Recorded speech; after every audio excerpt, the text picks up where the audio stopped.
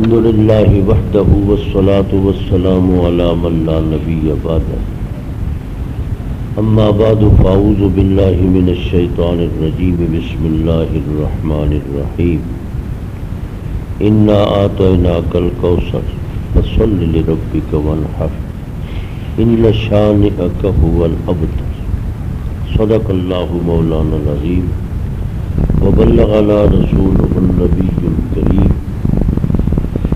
ونحن على ذلك لمن الشاهدين والشاكرين والحمد لله رب العالمين اللهم صل على محمد وعلى آل محمد كما صليت على إبراهيم وعلى آل إبراهيم إنك حميد مجيد اللهم بارك على محمد وعلى آل محمد كما باركت على إبراهيم وعلى آل إبراهيم إنك حميد مجيد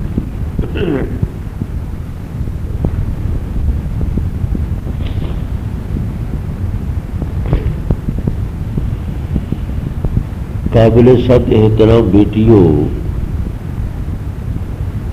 آپ کا نتیجہ آپ کی تعلیم کا جو ثمر ہے، نتیجہ ہے، فائدہ ہے، ریزلٹ ہے، وہ آپ کے سامنے آ چکا ہے۔ یہ دارالارشاد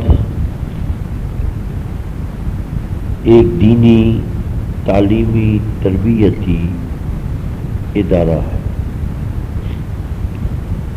اس ادارے میں دین کی تعلیم دی جا رہی ہے، تعلیم دی جا رہی ہے، تربیت کی جا رہی ہے، عملی طور پر بھی اور عمل کے ساتھ ساتھ عقیدہ، قرآن و سنت کے مطابق نظریہ، عقیدہ،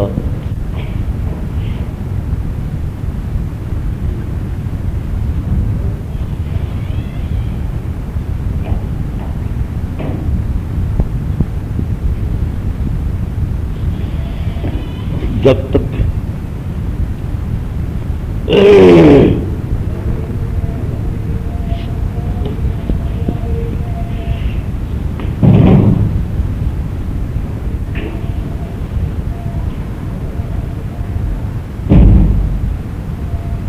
تو میں گزارش کر رہا تھا کہ دارالارشاد چند سالوں میں خاموشی کے ساتھ، کوئی ہمارا پروپیگنڈا نہیں، کوئی اشتہار بازی نہیں، کوئی اعلانات نہیں، کوئی ایسی بات نہیں، کسی سے کوئی تقابل، خاموشی کے ساتھ اپنے وسائل، اپنے حدود میں رہتے ہوئے جتنا آسانی کے ساتھ ہم کام کر سکتے ہیں، وہ خاموشی کے ساتھ کام کا سلسلہ جاری ہے۔ ناظرے کی بیٹیاں بھی صبح شام مدرسے میں آتی ہیں، ناظرہ قرآن پڑھ رہی ہے، اس طرح نماز اور دوسرا دینی ماحول، دینی اخلاق، اسی طرح حفظ اور اسی طرح یہ عالمات کا کورس، اسی طرح فاضلات کا کورس، خاموشی کے ساتھ یہ سلسلہ جاری ہے۔ اللہ تبارک و تعالیٰ اس سلسلے میں، اس تعلیم میں، تربیت میں اللہ برکتیں پیدا فرمائے۔ پڑھنے پڑھانے کا کام یہ بڑا بلند کام ہے، یہ کام نبیوں کا ہے۔ انبیاء علیہ السلام 1,24,000 انبیاء علیہ السلام دنیا میں تشریف لائے تو انہوں نے آ کر سب سے پہلے پڑھنے پڑھانے کا کام کیا۔ خود ہمارے آقا نامدار جناب رسول مقبول صلی اللہ علیہ وسلم نے ارشاد فرمایا، بعثت معلما، اللہ پاک نے مجھ کو استاذ بنا کر، معلم بنا کر، تعلیم دینے والا، بنا کر مبعوث کیا۔ قرآن پاک میں بھی حضور پاک صلی اللہ علیہ وسلم کی صفات میں سے ایک صفت وَيُعَلِّمُهُمُ الْكِتَابَ کہ وہ اللہ کا نبی اور اللہ کا رسول لوگوں کو کتاب پڑھائے گا۔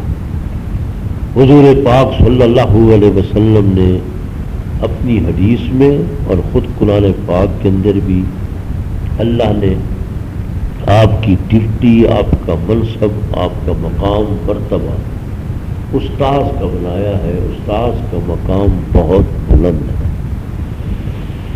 اس لیے استاذ کا ادب احترام، جس قدر استاذ کا ادب و احترام ہوگا، کتاب کا ادب احترام ہوگا، درسگاہ کا ادب احترام ہوگا، درسگاہ کے اندر رہتے ہوئے درسگاہ کی صفائی ہوگی، پاکیزگی ہوگی، صاف ستھرا آپ اس کو رکھیں گی، اس صاف ستھرے ماحول کے اثرات دل پر، دماغ پر، باطن پر پڑتے ہیں۔ الحمدللہ ثم الحمدللہ آپ کا یہ مدرسہ صاف ستھرا ہر اعتبار سے، ظاہری اعتبار سے آپ کے سامنے موجود ہے کہ صاف ستھری جگہ ہے، کسی قسم کی کوئی اس میں کوئی گندگی، کوئی ایسی بات نہیں۔ تو ظاہری طور پر اس وقت صاف ستھرے جو گھر ہیں، کوٹھیاں ہوتی ہیں، بڑے اچھے اچھے مکانات بنتے ہیں۔ ہم نے اس مدرسے کو وہی شکل دی ہے اور اللہ تبارک و تعالیٰ نے ہماری غیب سے مدد فرمائی۔ غیب سے مدد کرتے ہوئے اللہ نے اس کو خوبصورت بنا دیا۔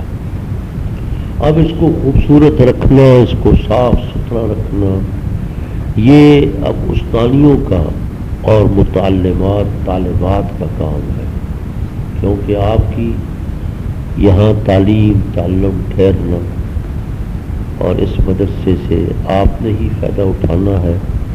تو جہاں انسان بیٹھتا ہے، پڑھتا ہے، پڑھاتا ہے، تو اس کو صاف بھی رکھتا ہے۔ جس طرح اپنے گھروں میں رہتے ہوئے گھر والیاں، ان کا فریضہ ہوتا ہے کہ اپنے گھر کو صاف ستھرا رکھیں۔ آپ کا بھی یہ ایک دینی تعلیمی تربیتی گھر ہے، اس کو گھر سمجھنا چاہیے، اور گھر والی محبت، اس سے ایک ایک چیز کے ساتھ محبت، کہ کوئی چیز ٹوٹنے نہ پائے، خراب نہ ہو، کوئی چیز ایسی بات نہ ہو، یعنی اس سے محبت۔ جس طرح اپنی کوئی چیز گم ہو جاتی ہے تو تکلیف ہوتی ہے، اسی طرح مدرسے کی کوئی چیز بھی ہے، یہ امانت ہے اور اس سے کئی بچیوں نے فائدہ اٹھانا ہے، تو اس کو جتنا صاف رکھا جائے گا، ستھرا رکھا جائے گا، اتنا ہی اس کے اثرات آپ کے دل، دماغ، باطن پر پڑیں گے، آپ کو ذہانت اللہ دے گا۔ تو بزرگ اور مشائخ فرماتے ہیں کہ ذہانت کا تعلق بھی پاکیزگی سے ہے، نظافت سے۔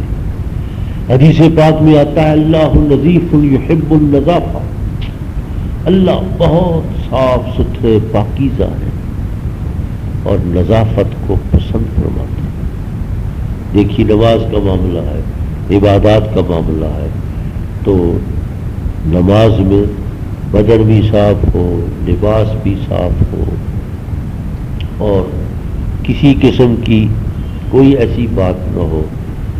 حدیث پاک میں آتا ہے اگر مسواک کر کے نماز ادا کی جائے تو وہ نماز جو مسواک سے ادا کی جا رہی ہے، اس نماز کو 70 گنا فضیلت ہے اس نماز کے مقابلے میں، کہ جس نماز میں وضو تو کیا لیکن مسواک نہیں کیا۔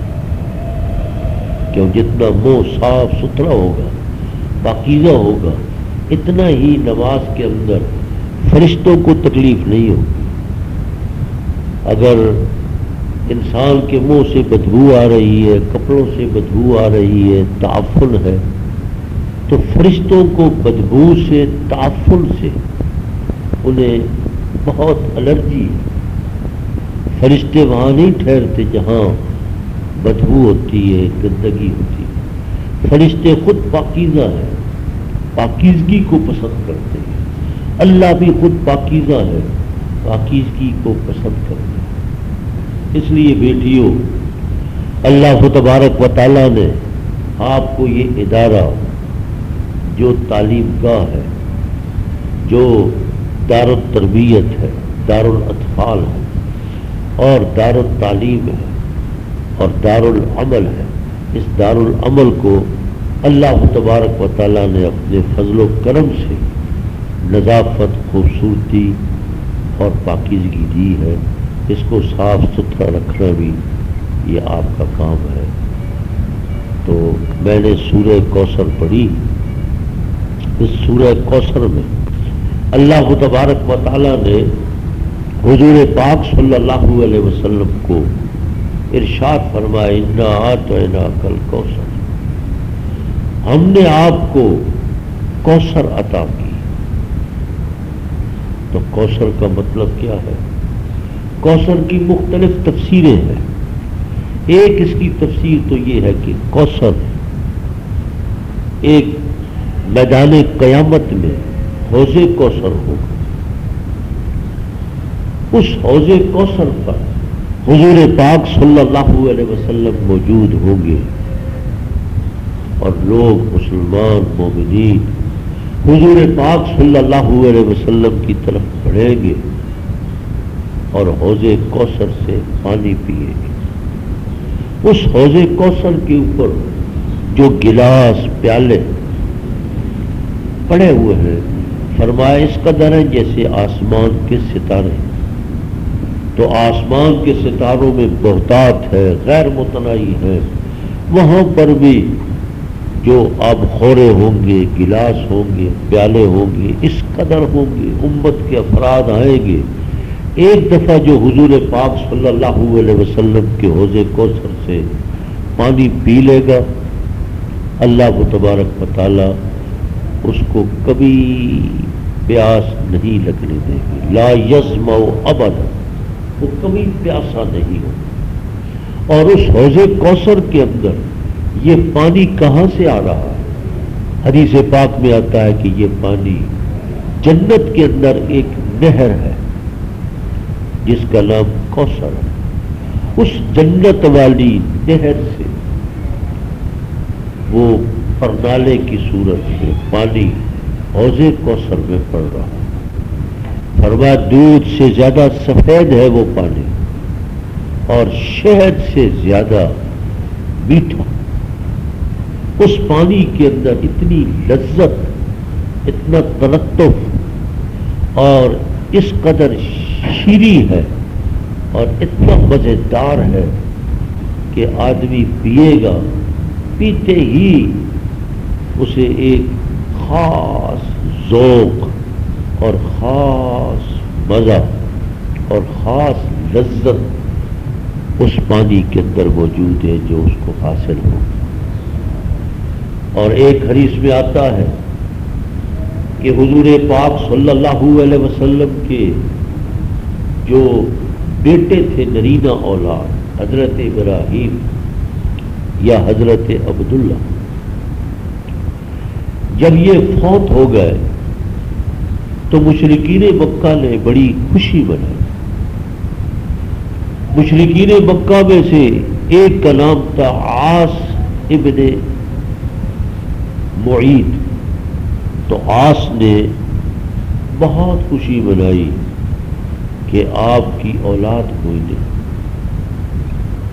جب اولاد کوئی نہیں تو ہمیشہ دنیا کا اصول یہ ہے کہ اگر باپ گدی پر بیٹھا ہے، دنیا سے باپ چلا جاتا ہے، بیٹا باپ کی گدی مسند کو سنبھال لیتا ہے، سلسلہ چلتا رہتا ہے۔ یہ جتنی بھی گدیاں ہیں اس طرح چلتی ہیں۔ حضور پاک صلی اللہ علیہ وسلم آپ کی نرینہ اولاد کوئی نہیں، حضرت ابراہیم علیہ الصلوۃ والسلام بھی فوت ہو گئے۔ بطر محمد، معاذ اللہ، الیاذ باللہ، مشرکین مکہ، یہود، نصارہ حضور پاک صلی اللہ علیہ وسلم کو یہ کہنے لگ گئے کہ بطر محمد صلی اللہ علیہ وسلم، حضور پاک مقطوع النسل ہے، آپ کی نسل کاٹ دی گئی، آپ کی اولاد ختم ہو گئی۔ جب یہ تانے دیے، جب بھی کہیں ذکر آتا تھا تو مشرکین مکہ کہتے تھے چھوڑو، محمد کو چھوڑ دو، وہ تو ابتر ہے، اولاد کوئی نہیں، بیٹا کوئی نہیں، نرینہ اولاد نہیں۔ جس کی نرینہ اولاد نہیں ہوتی اس کا نام خود بخود ختم ہو جاتا۔ یہ سلسلہ چلنے والا نہیں، جب تک حضور موجود رہیں گے یہ سلسلہ چلے گا، لیکن جب آپ دنیا سے چلے گئے سلسلہ تتر بتر ہو جائے گا، سب ساتھی صحابہ بھاگ جائیں گے، کوئی کس طرف چلا جائے گا، کوئی کس طرف چلا جائے گا۔ یہاں تک کہ حدیث پاک میں آتا ہے کہ کعب بن اشرف یہودی وہ مکہ مکرمہ آیا تو ان لوگوں نے، مشرکین مکہ نے اس کے سامنے یہ بات رکھی کہ لو، ہم بیت اللہ کو صاف کرنے والے، حاجیوں کو پانی پلانے والے، ستو پلانے والے، زمزم کا پانی پلانے والے، ہم افضل ہیں یا یہ افضل ہے؟ تو کعب بن اشرف نے کہا آپ افضل، آپ اعلیٰ، آپ ارفع۔ پھر ذکر کیا انہوں نے کہ دیکھو حضور کی اولاد ہی کوئی نہیں، جب نرینہ اولاد نہیں ہے یہ سلسلہ ختم ہو جائے۔ اللہ تبارک و تعالیٰ نے مشرکین مکہ کے اس پروپگنڈے کے جواب میں یہ ارشاد فرمایا انا اعطیناک الکوثر، اے میرے پیغمبر، اے میرے حبیب، ہم نے آپ کو خیر کثیر عطا کی۔ تو کثیر، کوثر کا معنی، جامع معنی، تمام معانی کو، تمام تفسیروں کو جامع، کہ ہم نے آپ کو خیر کثیر عطا کر۔ حضور پاک صلی اللہ علیہ وسلم کو اللہ نے دنیا کے اندر بھی خیر کثیر دی، اور میدان قیامت میں بھی حضور پاک صلی اللہ علیہ وسلم کے جھنڈے کے نیچے ساری امتیں جمع ہوں گی۔ حضور پاک صلی اللہ علیہ وسلم کو اللہ تبارک و تعالی عرش کی دائیں جانب مقام محمود ہے، وہ مقام محمود اللہ عطا فرمائیں گے۔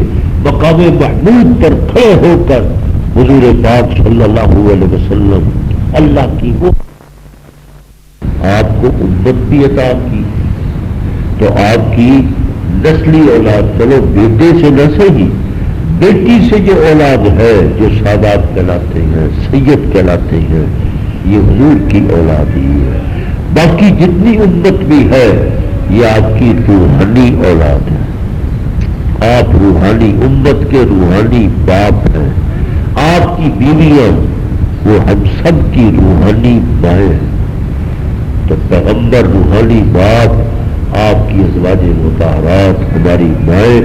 اس لیے جب بھی آپ کو سیرت کی کتاب پڑھتی ہیں تو اس میں ام المؤمنین والمؤمنات یا امہات المؤمنین والمؤمنات، ازواج مطہرات کو ان الفاظ سے یاد کیا جاتا ہے کہ مومنین اور مومنات کی مائیں، ہم سب کی وہ مائیں ہیں۔ ماں کو جو تقدس، جو پاکیزگی، جو عظمت اور طہارت اور بلندی اور برتری حاصل ہے، وہ یقیناً سب سے زیادہ بلندی، برتری، عظمت، بزرگی وہ امہات المؤمنین کو حاصل ہے۔ تمام حضرت سیدہ خدیجہ ہو، حضرت سیدہ سودا ہو، حضرت سیدہ عائشہ ہو، حضرت سیدہ حفصہ ہو، حضرت سیدہ صفیہ ہو، حضرت سیدہ زینب ہو، یہ جتنی بھی ازواج مطہرات تھی، یک وقت 9 بھی رہی، 7 بھی رہی، 5 بھی رہی، یہ حضور پاک صلی اللہ علیہ وسلم کی ازواج مطہرات ہیں۔ تو اللہ پاک نے پوری امت کو قیامت کے دن آپ نے ارشاد فرمایا کہ سب سے زیادہ میری روحانی امت میرے ساتھ ہوگی۔ کچھ پیغمبر ایسے بھی ہوں گے کہ جن کے ساتھ چند آدمی ہیں، کچھ نبی ایسے بھی ہوں گے جن کا ایک ہی امتی ہے، کچھ نبی ایسے بھی ہوں گے کہ نبی تو موجود ہوں گے لیکن امت میں سے کوئی مومن ایمان لانے والا نہیں ہوگا۔ پہلے جب جنت میں داخلہ شروع ہوگا تو سب سے پہلے حضور پاک صلی اللہ علیہ وسلم ہی وہ جنت کا دروازہ کھولے گی، آپ داخل ہوں، پھر آپ کے ساتھ حضرت صدیق اکبر، عمر فاروق، حضرت عثمان غنی، حضرت علی، عشرہ مبشرہ جو صحابہ 10 وہ صحابہ جن کو اللہ پاک نے جنت کی بشارت دی ہے وہ داخل ہوگی، امت داخل ہوگی۔ اس لیے بیٹیوں، اللہ پاک نے حضور پاک صلی اللہ علیہ وسلم کی دنیا میں عزت و عظمت ذکر فرمائی، انا اعطیناک الکوثر، ہم نے آپ کو خیر کثیر دے دی ہے۔ آپ کا نام لینے والے سمندر میں دیکھیں، بحری جہاز بیڑے جا رہے ہیں، وہاں بھی اذانیں ہو رہی ہیں، اشہد ان لا الہ الا اللہ، اشہد ان محمد رسول اللہ۔ پانیوں پر بھی ورفعنا لک ذکرک، خشکیوں پر بھی، پہاڑوں میں، فضا میں جو ہوائی جہاز فضا کے اندر چلتے ہیں، ان کے اندر بھی نماز کا وقت ہو گیا، اذان ہو گئی، نماز پڑھی جا رہی ہے، تو فرش پر دیکھیے، فضا پر دیکھیے اور پانی پر دیکھیے، پانی کے اندر آبدوزیں موجود ہیں، ان آبدوزوں کے اندر بھی اللہ کا ذکر کہ حضور کا ذکر بلند ہو رہا ہے۔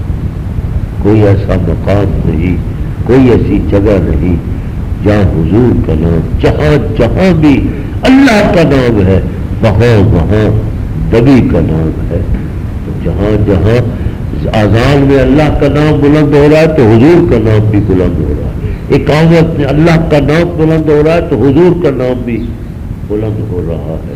اس لیے نماز میں اللہ کا ذکر ہے تو حضور کا ذکر، نوافل میں، تہجد میں، اشراق میں، وتر میں، فرائض میں، تو اللہ پاک نے یہ خیر کثیر ہے جو اللہ نے آپ کو عطا فرمائی ہے۔ انا اعطیناک الکوثر، فرمایا جب ہم نے آپ کو اے پیغمبر خیر کثیر عطا کر دی، اب آپ شکر بجا لیں۔ شکر کی دو صورتیں ہیں، ایک ہے عبادت بدنی، ایک ہے عبادت مالی۔ عبادت بدنی، اللہ کوئی آپ کو نعمت دیتا ہے، مال دیتا ہے، کوئی نعمت بھی دیتا ہے، آپ نوافل ادا کریں، یہ عبادت بدنی ہے، یہ شکر ہے۔ آپ کے پاس کوئی چیز موجود ہے تو آپ صدقہ دے دیں، خیرات دے دیں، مال دے دیں، یہ عبادت مالی ہے۔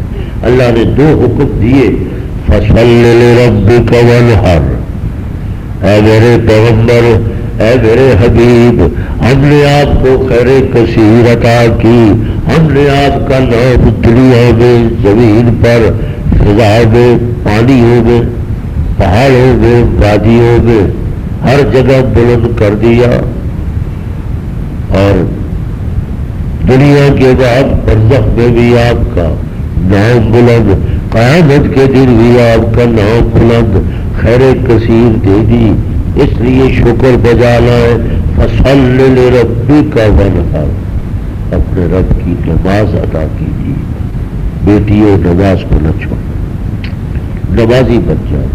جتنی بیٹیاں یہاں پر موجود ہیں، بہنیں موجود ہیں، سب بہنوں کو چاہیے نماز نہ چھوڑو۔ یہ گھروں کے کام نہیں ختم ہوتے، ہر وقت عورتیں گھروں میں مصروف ہیں، برتنوں کو دھو رہی ہیں، یہ بڑا مشکل کام ہے، گھر چلانا بھی بڑا مشکل ہے، بہت مشکل کام ہے، لیکن اس کے ساتھ ساتھ یہ گھر چلانے والی ذمہ داری بھی آپ پر ہے، لیکن اللہ کا حق بھی ہے۔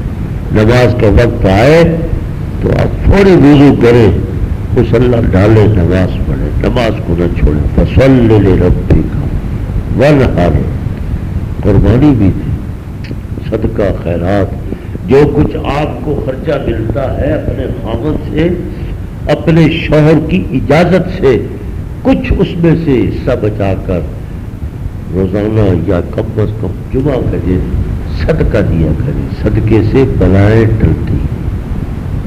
آج سب کچھ ہے لیکن صدقہ نہیں دیا جاتا، صدقہ دینا چاہیے روزانہ میں جتنا 5 روپے 10 روپے یا کم از کم 2 دن بعد 3 دن بعد جمعہ کے دن 7 ہر ہفتے میں۔ تو حضور پاک نے فرمایا صدقہ تو رد البلا اور صدقہ تو تطفئ الغضب، صدقہ جو ہے خدا کی ناراضگی کو بجھا دیتا ہے، خدا کے غضب کو ختم کرتا ہے، صدقے کی وجہ سے آنے والی بلائیں ٹل جاتی۔ تو آج بے برکتی، گھروں میں پریشانیاں، مصیبتیں، تکلیفیں، بے شمار تکلیفیں ہیں، تکلیفوں نے، پریشانیوں نے، مشکلات نے گھروں کو گھیر رکھا ہے۔ اس قدر پریشانیاں ہیں، پریشانیوں کی وجہ یہی ہے کہ نماز نہیں پڑھی جا رہی، قرآن کی تلاوت نہیں ہے، ذکر نہیں ہے، درود پاک نہیں پڑھا جاتا، استغفار نہیں پڑھی جاتی۔ تیسرا کلمہ اور استغفار پر زیادہ زور دیں، استغفر اللہ ربی من کل ذنب واتوب الیہ۔ ایک تسبیح، لا الہ الا اللہ کی ایک تسبیح، تیسرے کلمے کی سبحان اللہ والحمد للہ لا الہ الا اللہ واللہ اکبر لا حول ولا قوت الا باللہ العلی العظیم، ایک تسبیح، اور اس کے ساتھ استغفار کی ایک تسبیح اور ایک تسبیح درود پاک کی۔ عصر کے بعد، عصر اور مغرب کے درمیان اپنا کام بھی کرے، درود پاک بھی پڑھتے رہے۔ یہ 4 تسبیحات یہ تو ضروری ہے، تمام سلسلوں میں جتنے سلسلے بھی ہیں یہ مشائخ کے ہر سلسلے کے اندر ضروری ہے۔ آج ہمارے گھروں میں گالی گلوچ، لان تان، ایسا تیسا ویسا بہت کچھ ہے، بہت کچھ، اور وہی بچے پھر ماں باپ سے وہ سیکھتے ہیں، گلی کوچے میں دیکھیں آوازیں لگ رہی ہیں، شور برپا ہے، ہنگامہ برپا ہے، ہر گلی میں شور ہنگامہ، اور نہیں تو رکشہ آ جائے گا، رکشے کا شور الامان الحفیظ۔ جب بھی رکشہ شور کرنے والا آئے تو آپ یہی پڑھا کریں انا للہ و انا الیہ راجعون، انا للہ و انا۔ تو ایسے شور ہماری گلی سے تو گزرنے والے سارے رکشے ایسے ہیں، الامان الحفیظ۔ اب کچھ رکشے ایسے بے آواز بھی آنے شروع ہو گئے، الحمدللہ، اللہ پاک کرے اب شروع ہو گئے، دیکھے ہیں اب چل رہے ہیں، کوئی آواز نہیں، پتہ بھی نہیں چلتا سائیکل آ رہی ہے یا رکشہ آ رہا ہے۔ تو یہ رکشے کا شور یہ آدمی کو غبی کرتا ہے، جتنا شور زیادہ ہوگا اتنی غباوت بڑھتی ہے۔ سکون، پرسکون ماحول، پرسکون محلہ، اس پرسکون محلے میں پیدا ہونے والے بچے یقیناً وہ ذہین ہوں گے، سمجھدار ہوں گے۔ اس لیے اللہ پاک ہمیں پرسکون ماحول دے۔ تو یہاں فرمایا فصلی لربک وانحر، اب نتیجہ نکالا ان شانئک ھو الابتر، اے میرے پیغمبر آپ کو ابتر کہنے والے کہ یہ بے نسل ہیں، بے اولاد ہیں، بے نام و نشان ہے، آپ کے دشمن بے نام و نشان ہے۔ اللہ، یہاں ذرا نقطے کی طرف غور فرمائے کہ جو لفظ،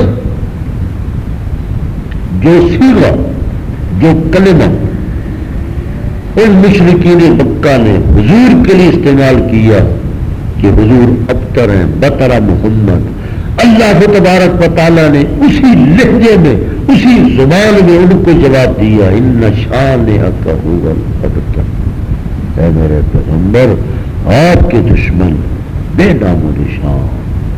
آج کوئی ابو جہل کا نام لینے والا نہیں، ابو لہب کا نام لینے والا نہیں، عتبہ کا نام لینے والا نہیں، شیبہ کا نام لینے والا نہیں، کعب بن اشرف کا نام لینے والا نہیں، مٹ گئے، ختم ہو گئے۔ اگر کوئی دنیا کے اندر نام لینے والا ہے تو وہ حضور کا نام بلند ہے، ورفعنا لک ذکر، اللہ حضور کی عظمت کا اندازہ لگائیں.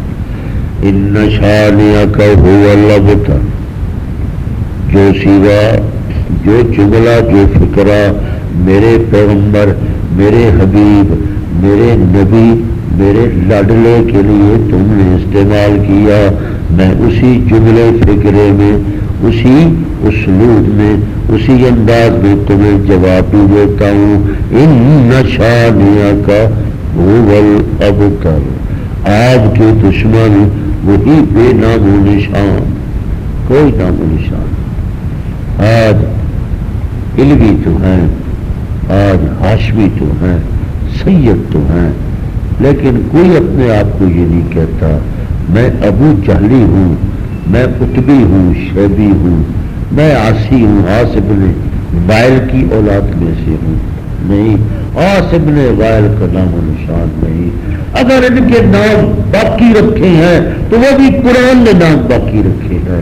قرآن کی تفسیر میں، قرآن کی تفسیر کرتے ہوئے ان کا نام آ جاتا ہے، تو ہماری تفسیر نے ان کا نام آج تک رکھا ہے. معاشرے میں، ماحول میں ہم عرب بھی گئے، عرب میں کوئی اپنے آپ کو یہ نہیں کہتا میں ابو جہل کی اولاد میں سے. اس لیے اللہ نے جواب دیا. اور پھر قرآن کا دستور بھی یہی ہے. یہ صرف اس مقام پر نہیں، قرآن پاک کے اندر موجود ہے. پہلے پارہ میں شروع میں وَإِذَا قِيلَ لَهُمْ آمِنُوا كَمَا وَإِذَا قِيلَ لَهُمْ آمِنُوا، جب انہیں کہا جاتا ہے ایمان لاؤ، حضور کے صحابہ کی طرح ایمان لاؤ، تو وہ جواب دیتے ہیں اچھا کما آمن السفہاء، معاذ اللہ، الیاذ باللہ. حضور کے صحابہ کو کہا جیسا کہ یہ بے وقوف ایمان لائے، کما آمن السفہاء. تو صحابہ کے بارے میں کافروں نے، مشرکوں نے سفہاء کا لفظ استعمال کیا. اللہ نے پھر جواب ان کو دیا، الا انہم ھم السفہاء ولکن لا یعلمون. دیکھیے حضور کے بارے میں بھی خدا کی عادت، خدا کی سنت، سنت اللہ، عادت اللہ جواب دینے کی یہی ہے کہ جو دشمنوں نے حضور پر لفظ بولا، خدا نے وہی لفظ ان کے خلاف استعمال کیا. صحابہ کے بارے میں جو لفظ انہوں نے بولا، اللہ نے فرمایا یہ میرے محمد کے ساتھی ہیں، یہ میرے محمد کے مقتدی ہیں، یہ میرے محمد کے یار ہیں، یہ میرے سفر تھے، حضر کے محمد کے ساتھی ہیں، ساتھ جانے والے، قربانیاں دینے والے. اگر تم ان کو سفہاء کہتے ہو، الا انہم ھم السفہاء، تم بے وقوف ہو. وہی صیغہ استعمال کی. ابو لہب نے بھی، تو ابو لہب نے یہی کہا تھا صفا پہاڑی پہ جب حضور نے آواز لگائی، تبا لک یا محمد.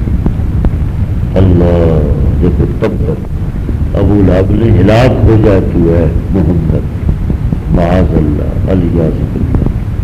نقل کفر کفر نواز میں سمجھانے کے لیے اللہ نے جواب دیا، تبت یدا ابی لہب وتب. اللہ، تو ثابت ہوا کہ حضور کے بارے میں جو صیغہ دشمنوں نے استعمال کیا، اللہ نے وہی صیغہ ان کے خلاف استعمال کیا. ابو لہب دونوں ہاتھ بھی ہلاک ہو گئے، خود بھی تب ہلاک ہو گئی. یہاں ابتر کہا، فرمایا ان شانئک ھو الابتر. حضور صحابہ کے بارے میں اللہ کا قانون یہی ہے، اللہ کی عادت یہی ہے. اس لیے فاضلات، سب کی سب فاضلات بیٹیاں مبارکباد کی مستحق ہے. میں مبارکباد پیش کرتا ہوں.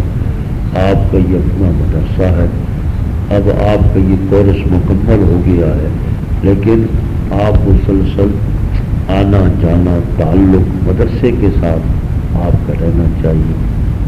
اللہ آپ کو مبارک کرے، اللہ آپ کو اس علم کی برکات عطا کرے. اپنی دعاؤں میں، اپنے عمل میں ہمارے اس مدرسہ دارالارشاد کو یاد رکھے. یہ جو استانیہ بیٹیاں یہاں موجود ہیں ان کے ساتھ محبت تعلق, ان کا احترام اکرام عزت, تو اللہ پاک ان بیٹیوں کو ان معلمات کو اللہ ان کو عزتیں دے. اللہ ان کے معاملات جتنے بھی ہیں سب کو آسان فرمائے. وآخر دعوانا الحمد